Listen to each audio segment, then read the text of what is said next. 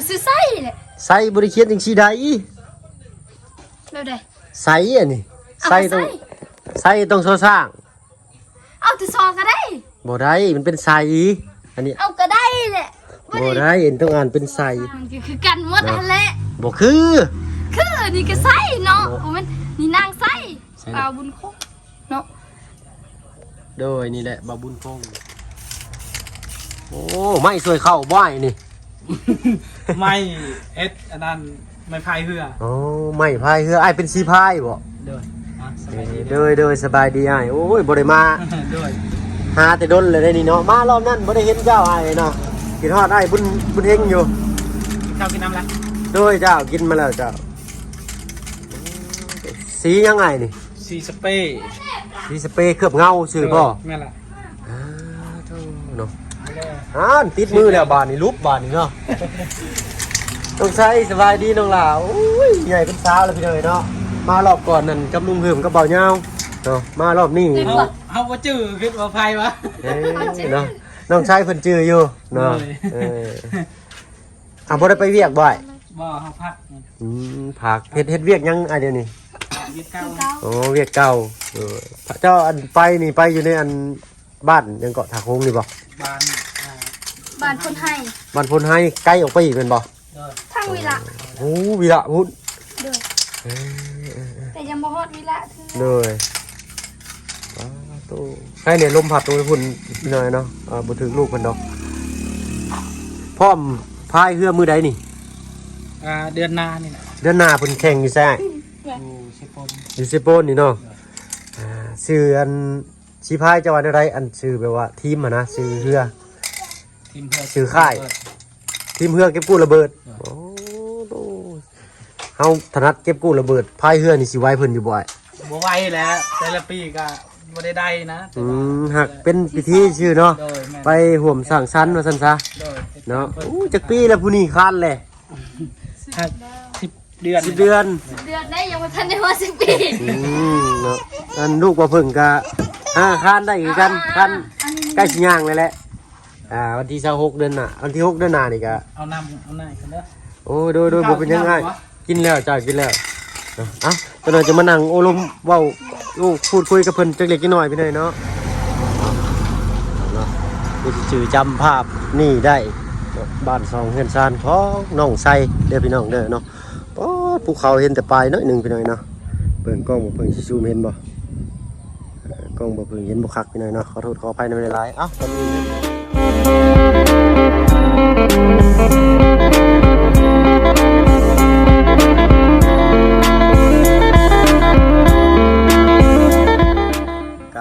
ทักทายเนาะกับทักทายสบายดีพี่ใหญ่ใจดีและ FC เด้อทุกท่านที่เข้ามาหามาชมช่อง YouTube บ่เพิ่งเคยไลน์คือเก่าเนาะเพราะว่าฝั่งไทยฝั่งลาวเลยกับทางฝั่งต่างประเทศก็ยินดีต้อนรับเข้าสู่ช่อง YouTube บ่เพิ่งวันนี้ทางบ่เพิ่งเวียนเข้ามาเล่นมาแอนน้ำน้องชัยเพิ่นเนาะสั่งจักตัดหญ้าใบเลื่อยหรือว่าโซ่เลื่อยก็ยังบ่ทันมาฮอดพี่น้อยเนาะน่าสิเป็นมื้ออื่นทางบ้านน้องไม้น้องคายก็ได้เนาะขอโทษขออภัยน้ำลายๆพี่น้อยเนาะโอ้ทางบ่เพิ่งมารอบก่อนประมาณ 2-3 อาทิตย์ได้เลยเนาะคือว่างามคือเก่าเนาะบ่ได้ลาบ่ได้ลงพี่น้อยเนาะวิวทิวทัศน์กับสุดยอดบ้านน้องไสนี่เนาะทางน่ะใส่กันแซวพี่น้อยเนาะบ้านน้องไสนี่ทำเลดีพี่น้อยเนาะสูงเนาะบ่ต้องย่านว่าสิใกล้ถนนอันนี้ก็เป็นทางไอ้บุญคงเนาะเพิ่นเฮ็ดด้วยตนเองได้นี่พี่น้อยเนาะก็ด้วยตนเองหาก็ได้สำนี้เนาะมีสำใดก็เอาสำนั่นเพิ่นว่าเนาะเอาสำนั่นก่อนผ่านไปผ่านมาเห็นกระต๊อบน้อยอันนี้คิดฮอดเนาะนี่บอกกันยังไงพี่น้อยนะแต่เก่าทีมงานเนาะสิมานั่งโอ้ลมชมวิวกันอยู่นี่เนาะเบิ่งนั่งอีกก่อนพี่น้อยเนาะต้องผูกวิวทิวทัศน์ภูเขาเนาะอยากขึ้นไปใกล้ๆไปสัมผัสหมอกเด้พี่น้อยเนาะทางน้องไสเพิ่นยังบ่ทันเข้ามาเนาะเพิ่นยังไปซื้อของอยู่ของกินรอถ่าน้องเพิ่นจักหน่อยมาเมื่อกี้นี่กับพ่อทางไอ้บุญคงเพิ่นเฮ็ด ไม้พายเรือว่าซั่นซะเนาะโอ้ยเพิ่นเป็นสีพายตัวนี่เนาะสีพายเพิ่นชื่อว่าทีมงานเก็บกู้ระเบิดพี่น้อยเนาะไปลงแข่งในอันเดือนหน้าเนาะจักสีพายอ้าย ยังก็ จักสีพายต่อลำหนึ่ง ลำหนึงก็ชาวบ้านนี่แหละ โอ้ 11นี่ 21สีพายพี่น้อยเนาะว่าแล้วทางบ่พึ่งกับบ่ได้โอ้ยโดยสบายดีจ้ะบ่ได้พ่ออันบรรยากาศแข่งเฮือนี่แต่ดนเลยได้เนาะแต่ดนตั้งแต่บ่พึ่งเข้าโรงเรียนของป .1 เนาะขอเงินนำแม่500 บาทเมื่อก่อน100ละ25,000บ่โตได้อัน500 บาทนั่นเต้นดองๆเนาะไปบุญสวงเฮือสวรรค์พี่น้อยเนาะไปแต่ข้าวนั่นเลยตั้งจากหันก็บ่ได้ไปอีกเลยก็มีแต่ขึ้นไปยุงเทพบาทเนาะเอ้าคงคอยถ่าทางน้องชายเพิ่นจักหน่อยเพิ่นไปชื่ออีสังเพิ่นยังบ่ทันมาพี่น้อยเนาะเอ้าพัดลูกกุ๊กกัวต้มหน่อไม้บ่อ้ายนะ เข้าที่น้ำบ้าน เอาอ้ายเอ้ยเนาะขอบมกขอบใจหลายๆมาหาทางอ้ายบุญบุญคงเพิ่นยามใดนี่โอ้ยพี่น้อยเนาะต้อนรับเป็นอย่างดีเลยหน่อไม้ไล่บ่อ้ายนี่ โดยแม่นแหละ เลยบ่ได้ลาบ่ได้ลงจังดีเนาะเฮือนนี่เนาะมื้อนี้อ้ายเพิ่นพักเวียกพี่น้อยเนาะเฮ็ดเวียกกู้ระเบิดคือเก่าว่าซั่นซะเนาะโอ้ยเอ้าคงค่อยถ่าจักหน่อยพี่น้อยเนาะพี่น้องเนาะทางน้องชายเพิ่นก็มาเป็นที่เรียบร้อยเฮ้ยได้น้องล่ะมื้อนี้น้าบ่าวมาบ่มีหยังมาฝากมาต้อนเจ้าเลย โดยบ่เป็นหยัง เนาะเอาเจ้า บ่ ฮู้ มาก็ดีใจแล้ว โดยอันเจ้าฮู้จักกับอันน้องอันอีสังก็น้องฮัวบ่ ก็ฮู้อยู่ ฮู้อยู่เนาะ โดย ไปฮู้จักกันได้เนาะหรือว่าฮู้จักกันมาแต่ดนแล้ว รู้จักกันตอนนั้นเพิ่นไปเฮือนนาซาวเขาน่ะและเขาเห็นเพิ่น โดยเจ้าก็เลยทักเพิ่น เขาบ่ได้ทักเลย เพิ่นบ่ทัก เพิ่นบ่ทักเพิ่นก็อยู่เงียบของเพิ่นเฮาก็บ่กล้าเลยเนาะ โดย คือ เนาะ กับสาวอันนั้น สะพร แม่นสะพรนี่เพิ่นก็เฮาก็ลิ้นโอ้หลายปีแล้ว โดยน้องพรนี่เพิ่นจักปีแล้วก็น้องมื้อน่ะเพิ่นมาบอกอยู่นะบ่าวลืมเลย เขาก็ลืมแบบนั้น ลืมเนาะ เลยประมาณ16 17บอกเลย อ๋อ ประมณ เจ้าได้34 โอเคแม่น 15 จอก อ๋อ12อู้คือผู้ใหญ่เลยล่ะ เดี๋ยว เนาะ มาสิ ฮอดห้องได้เลยล่ะเจ้าเฮียน ปห้า ปห้า เลย อ่านออกเขียนได้เบิดเลยแต่ว่า เลยโอ้บ่ได้บ่ได้ บ่ได้ เลย เนาะแม่นบ่ บ่ได้เขียน เขียนชื่อเจ้าของได้บ่ ได้ เขียนชื่อเจ้าของได้บ่เบิ่งนะบ่าวสิเนาะ มา ใส่ ใส่ ค่อย ต แล้ว กลง ใส่ค่อยแล้วเนาะเพื่อนเคารพเปิดใช้น้องชายเพิ่นเขียนให้เบิ่งก่อนเนาะปึ๊บนาบ่าวก็ซื้อสมุดมาใหม่พอดีเนาะนี่ให้เจ้าลองจดเบิ่งปึ๊บเอา น้อ นะ งใส่บ่ โดยเขียนชื่อจ้าปากกามิกเบิ่งก่อนเบิ่งนักเรียนห้องป .5 ก่อนพี่หน่อยเนาะเอา เอา เบิ่ง ไป เอา นางซะเนาะ หึ เอาไปนางเนาะ นาง ก็ ก็ นา ได้ งแหละอยู่นี่ เนยบ้านเฮาต้องเขียนว่านาง แม่น ไผสิเฮ็ดเสียงจังซั่นน่ะนะเพิ่นเขียนเป็นจังซี่เนาะใสเด้อน่ะ นางใส่ ใส แม่น บ่แม่นชื่อใสบ่ ก็ซื้อใส่แหละ ใสบ่ได้เขียนจังซี่ใด แล้วได้ ใสอันนี้ เอา ใส ไป ต้อ ใส่ งใสต้องโซสร้าง เอาแต่ซอก็ได้ บ่ได้มันเป็นใสอันนี้ เอาก็ได้แหละ บ่ได้เอ็นต้องอ่านเป็นใส เสือลำไส้เสือไส้ ซออันเนี้ยซอไอไซไม่เอกใส่เป็นไซหรือว่าพ้องสระบ่คือกันกับฝั่งไทยบ่เป็น แม่ ไง นแม่นอันนี้เนาะ นี่น้องไซต้องเขียนจังซี่เบิ่งนะบ่าวสิ เนาะ ลอง ต้อง เบิ่ง เอานี่เนาะ บ่แม่น คือ ไซแม่นบ่ เดี๋ยว คือ ได้เขาก็ว่าทึกเลยได้เขาเครียดนี่นะ จังซี่พี่น้อยนะบ่เพิ่งจับมิกจังซี่เด้อเอา เอาก็ต้องง้อตัวง้อ สิไซบ่จังซี่บ่แม่นบ่ ก็แม่นบ่ได้แตกต่างกัน อันนี้ก็ บ่ แม่น ได้แตกต่างได้น้องเราต้องเรียนสระอะสระอาสระอีสระอีมันเริ่มมาจากนี่แต่พยัญชนะใส่ทุกคำที่เฮาฟ้องมันสิออกเสียงต่างกันได้ มันก็คือกันหมดนั่นแหละ บ่คือ คือนี่ก็ใส่เนาะโอ้มันนี่นางใส่ อันนี้นางไซนี่ต้องใส่จังซี่ได้เนาะ มาอันนี้บ่แม่นซื้อเท่า เด้อ อ่า แม่นชื่อเฮาในโรงเรียนนี่ ได้ ชื่อเฮาอยู่ในโรงเรียน โดย แบบนี้เด้อ โดยอ้าว แบบนี้ โดย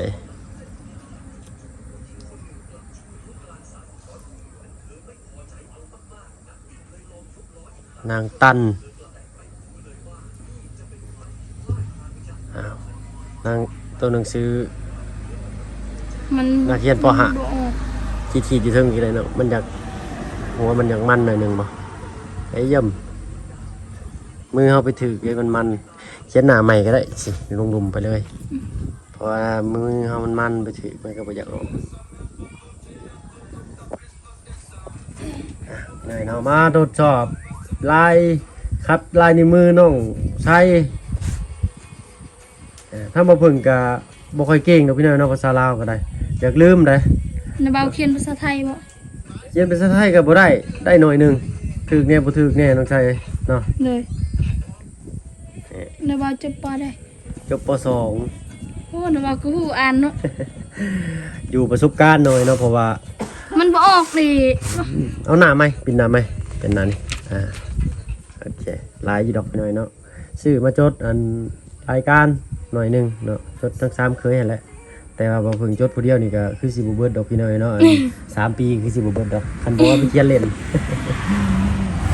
เนาะยันว่าทางผู้ใหญ่เพิ่นฝากเอาชดช่วยเฮาจังสิได้ซอยจำหรือว่าบันทึกโน้ตไดอารี่เฮาใส่น้องตันยง นางบ่ นางตันยงพี่หน่อยเนาะตัวหนังสือคือ มึ เป ง ร ส อะไร มโน เนาะ สมโนครัว สมโนสมโนครัวเนาะ แม่นก็ซื้อเฮาแบบนี้แต่ซื้อเฮาแท้นั่นซื้อไส้ เบิ่งตั้งกระบาสิลองเขียนน้องเบิ่ง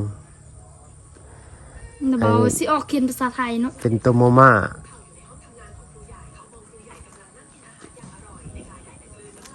ยงต้องยอผู้หญิงหรืออะไรมาเพิ่งเขียนยอผู้หญิงมาเป็นไปเลยเนาะสีบอกพี่น้อง นะเบามีแต่เขียนภาษาไทยเนาะ นี่สีบอกมาเพิ่งเขียนบ่ถือกับพี่หน่อยเนาะจักสีออกมาเป็นโตยังถ้าว่าอ่านนะพ่อสีจำซับเลยกะมาอ่านออกแปลออกได้อยู่พี่หน่อยเนาะจำซับมาอ่านตอนสีมีคำของเพิ่นอยู่แต่ว่าให้เขียนจ้าๆเลยเขียนไทยจ้าๆเลยนี่บ่เป็นบ่เพิ่นก็ได้เนาะถ้าว่าเบิ่งเลยเขียนตามนี่ได้เนาะก็บ่งาม นะเบาก็เขียนภาษาลาวมึงเด้อ ภาษาลาวบ่เกี่ยวกันแล้วเนาะเบิ่งเขียนว่าจังได๋ เขียนว่า จะยังไงนะบ่าวเขียนว่าจังได๋ น้องใส่ น้องไส้เนาะ เบิ่งสิมือนะเบาเขียนนี่นะลองกับแบบนี้ นะว่างบ่น้องไส้ถ้าไส้บ้านนายสิประมาณนี้เด้อเนาะจังว่าเพิ่น ตัวซอกับไส้คือกันแต่ ไส้ คือกันหมันทั้งสองคันตัวซอก็ได้ตัวนั้นก็ได้ อันนี้ก็ตัวซอ ก็เป็นไส้ที่น้องไส้ แม่นซื้อไส้นำไส้นะ นำไส้โอเค ซื้อไส้ ก็จะตนัดนี่ก็จังซี่เนาะไส้ถึงกับพี่น้องน้องไส้เนาะ ถึกแล้ว ถึงเนาะอาชีจดได้จากมือพี่หน่อยเนาะก็ถือว่าเตือน จดได้ลาย เฮา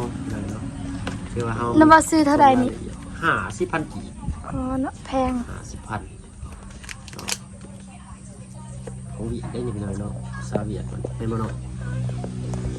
บ่แม่น เนาะภาษาอังกฤษแต่ว่าภาษาเวียดสิมีกรุ๊ปพี่หน่อยเนาะสิมีตัวอยู่จักซ้อนมีข้างบนหัวหน่อยหนึง นี่ภาษาอังกฤษน้ำว่าเป็นภาษาอังกฤษ อ่านบ่เป็นเจ้าเด้น้องอ่านได้อยู่บ่ บ่ ถ้า บ่ ว่า ได้ ให้ ไปเรียน ให้น้าบ่าวอ่าน A C C O N U N นี่ได้อยู่นี่ตัวที่พี่น้องหน่อยเนาะเป็นบ่ว่าเพิ่นอ่านถูกบ่ถ้าว่าอ่านเป็นตัวจังซี่เนาะได้ หมู่เฮาเราอ่านได้เราอ่านเก่งภาษาอังกฤษเพราะว่าเราเรียนภาษาอังกฤษ เจ้าบ่จะเรียนบ่ภาษาอังกฤษ บ่ได้ไปเรียนมัน บ่ได้ไปเรียน เลยเพิ่นเข้าศาสนาคริสต์เด้ โดย แล้วมีเพิ่นสอนเห็นบอกเฮาก็ได้คันสิไปเรียน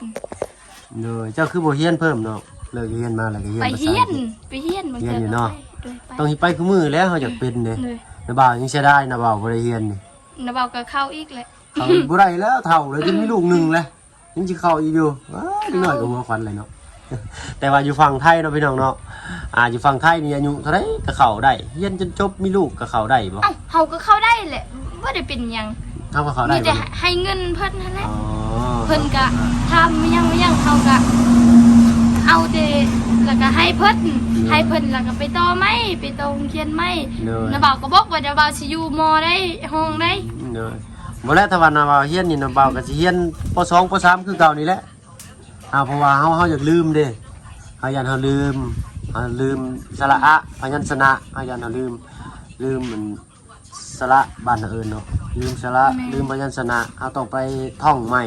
ไปควบอ่านใหม่ จะบ่าวเขียนมันสิออกภาษาไทยเนาะเฮา นี่บ่ได้รักจริตเด้อพี่น้องเนาะเขียนออกภาษาไทยนี่มันอยากไปเองมันได้มือก็ได้เนาะบ่าวเพิ่งเคยเขียนอยู่ในอันข้ามฝั่งมาสถานทูตลาวเนาะเพิ่นให้เด้อพี่น้องเนาะ มีแต่สิเขียนออกเป็นภาษาไทยนะบ่าวเขียนเนาะเบิ่งหนังสือนะบ่าวนี่มีแต่สิออกเป็นภาษาไทยนี่นะ ได้หน่อยหนึงพี่น้อยเนาะเดี๋ยวว่าได้ก็ตามที่บ่าวเพิ่งเข้าใจเองเขียนเองเข้าใจเองพี่น้อยเนาะผู้อื่นอ่านก็ย่านบ่เข้าใจบ่าวเพิ่งเขียนดอก เนาะนอกจากเฮาพ้อกันบ่อยๆแหละ เลย เพิ่นจะจื้อได้คือบ่าวเพิ่งไปเฮ็ดเวียกอยู่ไทยก็เพิ่นอ่านตัวหนังสือบ่าวเพิ่งออกเนาะ ก็คล้ายๆกันอยู่หน่อยหนึง ช่อง YouTube บ่ก่อนหากระตั้งไว้ฝากกดติดตามในเด้อ FC สำหรับบุญคง โอ้มีช่องหรือบ่อันทางอ้ายบุญคงเพิ่นเบิ่งให้ได้บ่าวเบิ่งแน่เนาะเอ้าพี่น้องบ่รู้ไงเนาะฝากกดติด ผู้ ตาม ติดตามอยู่1คนเนาะจังได๋ก็ฝากติดตามช่อง YouTube อ้ายบุญคงแน่เพิ่นสิเฮ็ดเกี่ยวกับหยังเนาะหากก็ลงคลิปเดียว8นาทีซ้ำพี่หน่อยเนาะแต่มื้อวาน 10นาที10นาทีเพิ่นลงเนาะเพิ่นลง10นาทีผ่านมา มีคนเบิ่งเลย อ๋อเนาะ ตั้งแต่ อ้าวท้องน้องเพิ่นของอ้ายเพิ่นบ่มีอันนั้นเด้เนาะยังบ่มีผู้ติดตามเนาะทางพ่อเจ้าเพิ่นอยากเฮ็ดเกี่ยวกับทางใดเก็บกู้ระเบิดบ่ก็เวลาไปเฮ็ดงานเหตุการณ์ก็อัพลง บางเทื่อคันเพิ่นกลับมาบ้านนี่เฮาก็สิทายทันถ้าเพิ่นไปเวียกเพิ่นก็สิทาย เพิ่นไปเวียกเพิ่นก็ให้เพิ่นถ่ายวิธีเก็บกู้ระเบิดนั่นแหละเนาะเพื่อเป็น ฝากติดตาม ความรู้นํเนาะโดยชื่อช่องว่าจังได๋ก็ บ่าวบุญคง ภาษาไทยบ่ แม่น โอ้ใช้เอามาให้ปะลุงใหม่เพิ่นอยู่ห่ะเนาะ บุญคงเนาะบ่แม่นบ่าว เอาเบิ่งพี่หน่อยเนาะ บ่าวเนาะบ่าวบุญคง ใช้หันมาให้อันทาง เดียวกัน ปะลุงเพิ่นเบิ่งนำเดี๋ยวสิแปะขึ้นหน้าโปกให้พี่หน่อยเนาะ บ่าวบุญคงนี่ ได้ใส่น้ำมันเนาะเดือนน่ะ4-500,000กีบก็เอาแล้วเนาะ นี่ เนาะ บ่าวบุญคงแม่นี่เพิ่นเขียนบ่าวบุญคงเนาะ โดยนี่แหละบ่าวบุญคงบ่าวบุญคงฝากติดตามทางไอ้บุญคงเพิ่นนำพี่หน่อยเนาะ ติดตามเด้อ โดย ตั้ง เนาะ ซองมาใหม่ เจ้าของช่องมาแล้วพุ่นเนาะโอ้ยเนาะน้ำบ่าวรุ่นมากแต่อันวิวเฮือนเจ้าน้องชัยเนาะ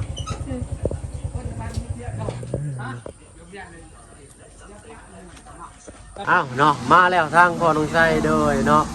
ใช้คือจะวาอันช่างช่อง YouTube ใหม่บ่ว่า แม่น อันอ้ายอยากเฮ็ดเกี่ยวกับหยังหั่นชีวิตประจำวันบ่ เฮ็ดทั่วไปนี่แหละชีวิตเอาอยู่ประจำวัน เลยเนาะแรกๆเลยหลักการของการเฮ็ด YouTube คือเป็นตัวของตัวเองเนาะบ่ แล้วก็แบบว่าทีมงานเข้ามาแล้วเฮาก็เฮ็ดอันนั้น เลยเนาะทีมงานเข้ามาก็ถ่ายลงก็ได้บ่เป็นหยังเนาะ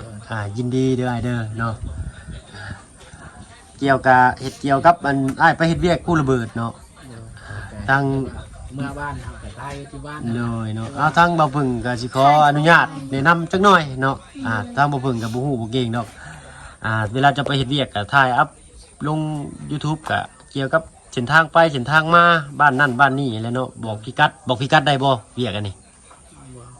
ได้ ได้อยู่เนาะก็บอกพิกัดเพิ่นว่าจุดนี้บ่ควรเข้ามาเขตห่วงห้ามหรือจังใด เดิน นะเว้าไปให้แนวใดที่แบบว่ามันสิปลอดภัยต่อชาวบ้านชาวช่องเขา เจอเวลา น้อยเนาะ ที่บอกนะ อยู่บ้านกันนี่แหละถ่ายเอาลงใช้นี่แหละเนาะอัปเดตลงปลาลุง มีแต่เฮาสิจะให้ทายพอนี่แหละ เอาเปลี่ยนกันเนาะ มีแต่เฮาสิเว้ามื้อนี้ก็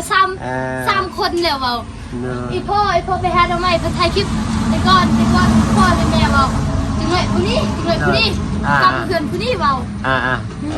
เนาะฮันแหละ ปั่นกันเบา ว่าผู้เดียวกูมีเดียวว่าน้องๆเนาะ ขนาดเปิดคลิปนี่ก็บ่มีนะเว้าคันว่าทำเฮาก็เว้าได้อยู่ เด้อ เปิดเฮาเปิดคลิปเอง ว่าบ่ได้บ่ มันตึบเลย มันตึบ เฮาก็คิดแหละผู้ที่จังส่ง YouTube ก็ต้องอดทนหลายๆต้องว่าจังสิทำยังทำยัง เด้อเนาะเอานั่งคอยถ่าทางลุงจันทร์กับบ่าวบุญสารวันพี่น้อยเนาะเพิ่นยัง มาอีบอก เข้าหมู่ไปบ้านน้องเศรษฐีว่าซั่นซะทางลุงจันทร์เพิ่นเนาะเศรษฐีบ้านสกีพินนี่น้องบ้านสกี เศรษฐี โดยน้องเพิ่นชื่อเศรษฐีกับน้องมีนาเนาะจากทางลุงจันทร์เพิ่นมีข่าวดีหยังเนาะ เนาะ โดยชื่อเพิ่นชื่อหน่อยเนาะ ด้วย กะ จิ๋ว เลยมาพ้องคอยถามกันอยู่นี่เขาไปผู้เดียวกะคือสิว่าวีอยู่พี่หน่อยเนาะเขาบ้านน้องหัวเนาะน้องไส้ฮู้อยู่เนาะบ้านน้องหัวเพราะว่าเพิ่นฮู้จักคนแถวนั้นอยู่เนาะไปแรกๆอันเจ้าพาไปเนาะ เบาเล่า พาเป่าลาวเนาะมื้อนั้น ไปหาคือบ้านซื้อนี่แหละมื้อนี้กันขยักไปอีกกี่คน อยากไปอีก ด้วย เนาะมันอยากค่ำอยู่เนาะยันเจ้าขี่รถไปมายันมันทางมันไกลยันมันรถลางลายนะน้องเนาะยามมื้อแรงรถใหญ่ลายเนาะเอาเป็นมือหนาเด้อน้องเด้อเนาะระมัดระวังในการสัญจรใส่ถนนไปมาเด้อ เลย เนาะทำเฮียนเนี่ยมันเก่งๆสูงๆกันน้องเด้อ เลย ภาษาอังกฤษขึ้นชื่อว่าเฮียนนี่เพิ่นพาเฮียนหยังนี่เฮียนโลดภาษาอังกฤษก็เฮียนคณิตศาสตร์เนาะโลกความตัวบ้านเราอื่นก็เฮียนโลดเนาะแม่โดยเนาะเต็มรถดาหยะเนาะเอ้าทางนาบ่าวก็สิขอตัวลำลาก่อนเนาะรอถ่าทางบ่บุญสารวัตรเพิ่นโดยเนาะ เลยขอบใจหลายๆที่แนะนำเด้อ โดยเนาะสู้ เลย ๆเนาะถือว่าเฮามักเฮ็ดนะเฮามักถ่ายทอดหรือว่ามักถ่ายวิถีชีวิตประจำวันคือเจ้านี่ได้น้องชัยเนาะเจ้าอัปเดตลงFacebook ก็สไตล์เดียวกันเนาะแต่ว่า